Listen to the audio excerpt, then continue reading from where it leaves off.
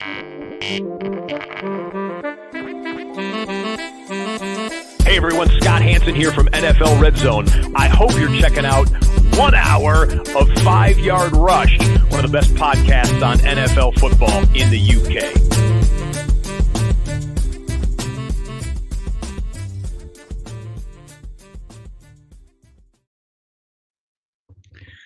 Good evening, Rush Nation. It is Murf here. It is time for another Waiver Wire podcast, and who can believe it? This time next week, when I'm delivering this, half of the fantasy football regular season would have been completed. Absolutely bonkers how quick this season is going. I know it goes quick every year. I know I say it every year, but it's just absolutely bonkers that we're already talking about week 7 Waiver Wire ads. And next week will be into the second half of the fantasy regular season. Maybe even you'll already be into it if your playoffs start a bit earlier and you've got larger playoffs. But either way, we're getting to that point now where at the business end of the season, if you've got a team that is only sort of 2 wins, 1 win, now is really the time to make the difference. And so these waiver wire picks this week should really be able to help. Don't forget, this show is brought to you by manscaped.com, the best in below the waist grooming for men. And you can get 20% off the Lawnmower 4.0 or any of their wonderful products at manscaped.com. Use the code 5yard and get 20% off and free shipping. That's 5yard for 20% off and free shipping at manscaped.com. And we thank Manscaped for supporting this podcast. So moving on to the waiver wire this week, there is a lot of teams on bye this week. I'm not going to list them all, but obviously there's going to be a lot of people needing to make waiver wire claims for this week, and I'm here to really try and help you out with potential ads that you can go after. So as always with the waiver wire, I select players on ESPN that are under 30% owned genuinely for this podcast, but and for the article, which you'll find in the notes if you haven't already found it, or it's on the homepage at 5yardrush.co.uk. But I will also touch upon some larger owned players as well in this podcast. For some leagues, probably have smaller benches and therefore some more players on the waiver wire. So let's get to it. Let's talk about the quarterbacks. There's 2 quarterbacks, and they're actually in the same game I'm going to talk about here. The first one is Matt Ryan, 29.3% owned, and he has Miami in week 7. Now, he was on bye this coming week because he played the Jets in London, and he had a 29-point game in week 4 with 4 touchdowns. He had a 21-point game in London with 2 touchdowns. Here's Miami. That defense is struggling. There's a lot of injuries. We watched the Buccaneers a couple of weeks ago, put 45 on them. We watched the Jaguars get their first win against them. All right, 23 points, but realistically, it just shows you that even a team like the Jags, who've been struggling again, they've got their own injuries, still managed to move the ball pretty comfortably on them. And they've got problems with their cornerbacks. They've got problems with their whole defensive unit as a whole right now, struggling to stop the run, struggling to stop the pass. But Matt Ryan should be able to exploit that with his experience, and he does have some weapons, and hopefully he'll have a bit more help back with players like Calvin Ridley coming back, who we didn't have in London. Cordell Patterson is on fire right now and has been all season. And these players, don't forget, they're benefiting now from quite a significant amount of rest. So any niggles, illnesses that have been happening, they should all be returning back to normal. Hopefully, if they were short-term losses, and they'll feel a lot better in their bodies as well. The bye week really changes people. So I like Matt Ryan this week. He's my number 1 ad off the waiver wire. I'd be willing to spend, because it's the bye week, anywhere up to 5% of your remaining fab on him, because I wouldn't normally advocate that kind of spend. But I do think that it's a really good matchup for that 1 bye week cover. So if you're not someone who stashes quarterbacks on your bench, then he's someone I'd be targeting this week. You could also target Tua Tagovailoa, who is 25.3% owned, and he actually looked all right in London. Doesn't take too many risks, doesn't throw the deep ball, yards per target are low, and also time to throw is also quite long as well. But he did throw the ball 47 times in London for over 300 yards, and there's no run game in Miami. Like, it's just dead. Myles Gaskin fumbled the ball early, and as a result, they just didn't go again. Just decided to run a little bit of Malcolm Brown, a little bit of Salvin Ahmed, but really everything went through the air. And that run game in Miami, with the exception of that game against the Buccaneers, it's just been pretty poor. So you can expect 35, 40 attempts from Tua this week. He's someone I don't advocate as much for. 1%, 2% of fab is absolutely fine.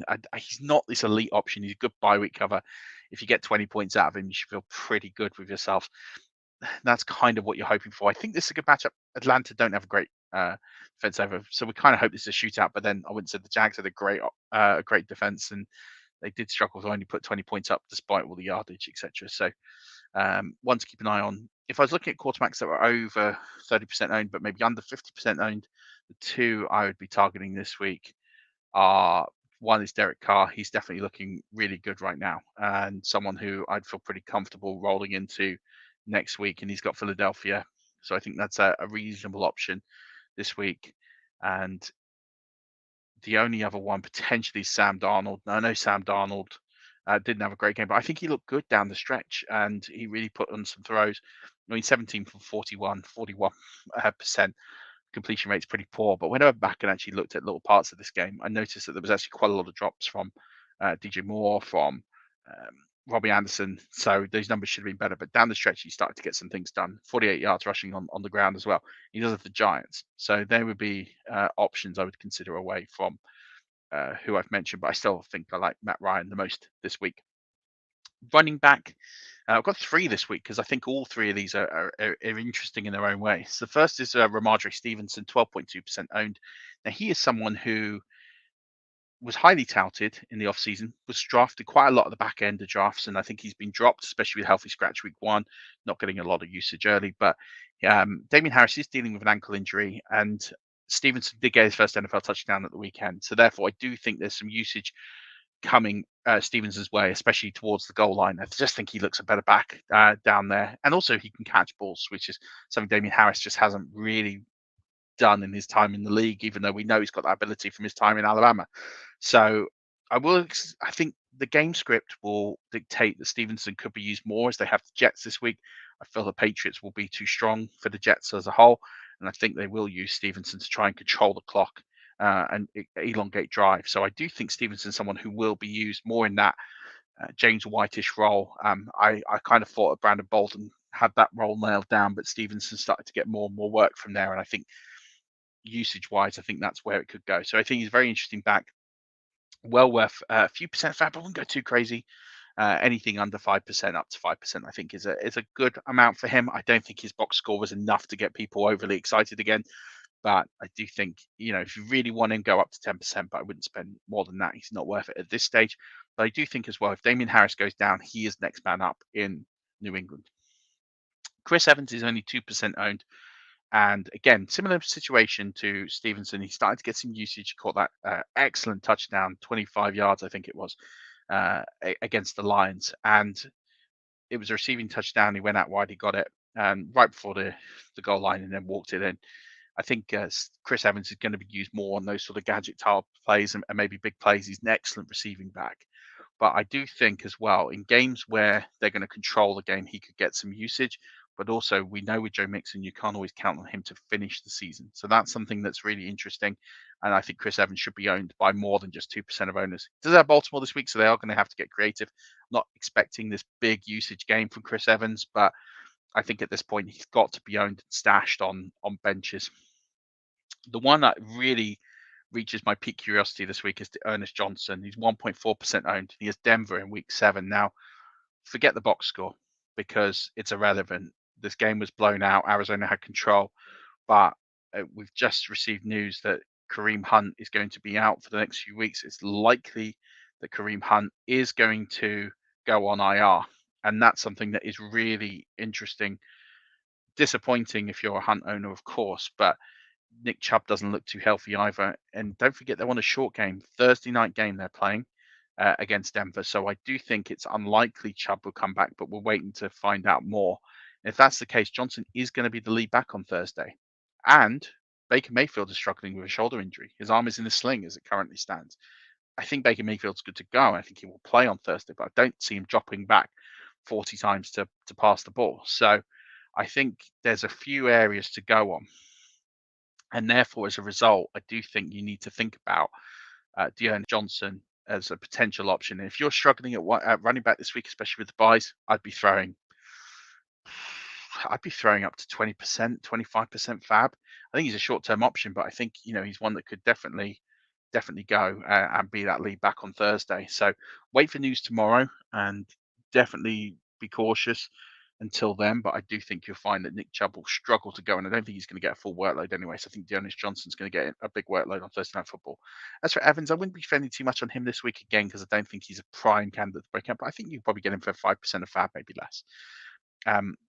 Just seen an interesting bit of news just come across that it looks like that Pete Carroll and the Seattle Seahawks are looking at quarterbacks at free agent, and one of them is Cam Newton. Now, I'm not saying that Cam Newton's going to be picked up by the Seahawks, nor do I expect he's going to be in for that long, but it is interesting. Maybe Cam Newton becomes a sneaky $1 buy low option on waivers this week, because if he does get that job in Seattle, with that offensive line, he becomes probably a fantasy relevant quarterback, I think, in the short term, especially with all the weapons he's got there. This isn't like he was in New England last year and he's got nowhere to go. This looks like it could be a really, really good fit. So just keep an eye on that one. He's worth a speculative $1 ad right now, pure and simple. Just add him for $1 and stash him. I'm not saying he's going to get the job this week and start this week, but if you're struggling at quarterback and you've got, say, someone like Taylor Heineke as your starting quarterback, he's someone that's well worth an option. And buy now before worst case scenario, you lose $1. It's not the end of the world. Moving on to wide receivers, T.Y. Hilton. I'm surprised he is only 23.1% owned. He does have San Francisco this week, so it'll be a tougher matchup. But 4 targets, 4 for 80, and he looked really impressive. It wasn't used much in the later stages of this game. It was a blowout. It's not a big surprise. Still coming back off injury. He's just come back off IR. But I thought he looked really good against the Texans and explosive and as dangerous as ever. And some players just don't lose that until it's really the wheels off at the end of their career. And I think some people were writing off T.Y. Hilton. I don't think it's time to write him off just yet. I think he's still got a little bit of mileage left in the tank, and I think he's a right steal this week. So I'd be spending up to 10% of fab on him, especially if you're struggling at wide receiver this week. That one's Rashad Bateman. I'm surprised he's available in 85% leagues. He's 14.8% owned. He has Cincinnati this week in what should be a bit of a shootout. And Rashad Bateman is going to be a supreme star in this league. I've got absolutely no doubt about it. His peripherals are great. His measurables are great. Everything about him screams superstar. And where he wins and where he's going to win is across the middle. And that might eat into a little bit of Mark Andrews, but it's also why Mark Andrews has been so popular and why he's been a heavy target. And I'm going to talk about Mark Andrews on the flagship podcast after this. But I do think that Rashad Bateman is a star in this league, and 6 targets, which was a combined team high in his first game in the NFL, is showing great promise already. I think this is someone they're very excited about. They're going to scheme more and more into contests, and I think the game wasn't really at risk in the second half. They blew out the Chargers, didn't need to be used much more, didn't have to throw the ball in the air and take silly risks. So I do think in a game against Cincinnati, where it should on paper be, well, I would have said that the Chargers would have been close, but it wasn't. But if that game is closer, Bateman could be in for quite a good workload, more than the 6 targets he got. So really encouraging signing and good usage there as well. I would be spending 10 to 15% on Bateman. I don't think you probably need to spend more than that. There's only the football diehards or those listening to podcasts like this one will probably be more aware of Bateman, and most of those will probably have Bateman stashed somewhere. But average home league, I think you can probably get away with 10% of fab and get him, because his box score wasn't good enough to garner massive attention. I think it was 6 for 29 or something like that. So yeah, but if you're playing in with really experienced people, I would be spending up a bit more than that. Another wide receiver was really interesting, Donovan Peoples-Jones. He really broke out, but most of the yards were a Hail Mary. That's going to capture most people and go, okay, we should be buying in on Donovan Peoples-Jones. And it wouldn't surprise me if he was one of the top 2 or 3 ads this week. My issue with that is Baker Mayfield's got a shoulder injury. He's probably not going to throw the ball much next week, and then he's going to have a bye quite soon. Yeah, I think he's worth an ad, definitely. I think we got Jarvis Landry's come back as well is another thing. So I do think Donovan Peoples-Jones is worth an ad, but I don't think he's going to be this high volume receiver. I mean, he still only got four catches yesterday. So if he doesn't get the Hail Mary touchdown, the numbers don't look half as good. So I think he's worth a speculative ad, maybe up to 5% of fab. I wouldn't be spending much more than that. I don't think he's this elite option. I think people are going to go crazy on Donovan Peoples-Jones based on last week. I'm just a little bit skeptical. going forward, Dynasty absolutely want to require him because I think OBJ experiment's probably going to come to an end at some point reasonably soon. I think Baker Mayfield potentially moves on, and I think when those situations happen, Donovan Peoples-Jones is easily in the position to be a number one wide receiver in this league. So I do think as a dynasty, I'd be going out and acquiring him as much as I could right now. Moving on to tight ends, 2 this week. Ricky Seals-Jones, 19.1% owned. He's got Green Bay in week 7. And listen, what's really impressive about Ricky Seals-Jones is he has really come to click this week. In the 2 weeks that he's been the starter, 15 targets, 9 catches for 99 yards and a touchdown. I mean, you're taking that all day long at your tight end. That will make him a relevant tight end, maybe towards the bottom end of the tight end one conversation. But I think he only gets better, and I think he's going to get even better when Fitz comes back. So I'd be willing to spend 5 to 10% of fab on Ricky Seals-Jones. If you don't have a tight end of merit, I'd be spending more because I think this guy is a top 10, top 12 wide receiver tight end in the league right now, just in terms of that kind of volume and what's possible. And under Fitz, I'd expect that to go up. So yeah, I'd be buying him. If you do miss out on him, don't want to spend loads on tight end, and I understand that because I'm a tight end stream guy as much as anyone is. I would be looking out Dan Arnold, 6.9% owned. He does actually have a buy this week, so his actually price is going to be next to nil. You can probably get him for $1 or $2. People won't be actively adding Dan Arnold, but if you are struggling at tight end, I would be willing to stash him as an exception. Got 5 targets in week 6, which it's a strange game with Lawrence, who's allowed to throw the ball deep. There's a lot of additional uses for Chenault. I'm not sure how sustainable that is, but we'll see. But he's had 13 targets in the 2 weeks since the Jags traded for him, and don't forget they traded for him, so they clearly have a role defined for Dan Arnold. 13 targets in 2 weeks is pretty good, and so I'd be looking to buy in on that. Kicker is Evan McPherson this week. I just think he's going to get quite a bit of opportunity. He's 8.3% owned, and what impressed me about him is the fact that he came back from that disaster against the Packers in week 5, and it was against the Lions, but 2 field goals, 4 extra points. It was perfect 6 for 6 on the day. That's what you want. It showed real character to come back from what was a abysmal performance against the Packers, and so I think he's going to get plenty of opportunities against Baltimore, and I think he'd be better for it. So I'd be adding Evan McPherson, never more than 1% on the kicker. If you feel really desperate, go to 2, but don't spend any more than that. And lastly, DST Seattle Seahawks. I mean, this is I'm talking about the Seattle Seahawks because I actually think the defense is quite poor, but 4.9% owned, and it's very thin, under 30%. So I would be having the Seahawks this week if it's real desperation play, because you've got they're playing the Saints, and James Winston's normally good for an interception or 2 against the Seahawks. I've seen it firsthand myself, so it is a best of the bad bunch kind of option. It's a struggle to kind of advocate for anyone under 30% better than that. If I was looking at other options that might be available, I do like the Cardinals this week. I think the Cardinals is a good option this week if you're looking at DSTs, because they are playing Houston, and I think that we've seen with Davis Mills, he's willing to take risks, which I think is admirable. I still think he's performed reasonably well. I think there is a player in there, but yeah, I think it's a good setup for them to get some picks. I also quite like Green Bay again this week against Washington, especially against Tyler Heineke. He doesn't look too bad, but he's not been great. I think there's turnovers there in Heineke for sure. So there's some slightly better options this week. They'll be slightly more than 30% owned, but I do think they're under 50% owned as it stands. So I'd be having a go at each of them. Other players maybe to consider, and again, I wouldn't spend more than $1 on defense, maybe 2 if you're absolutely desperate, but hopefully you're not at this stage.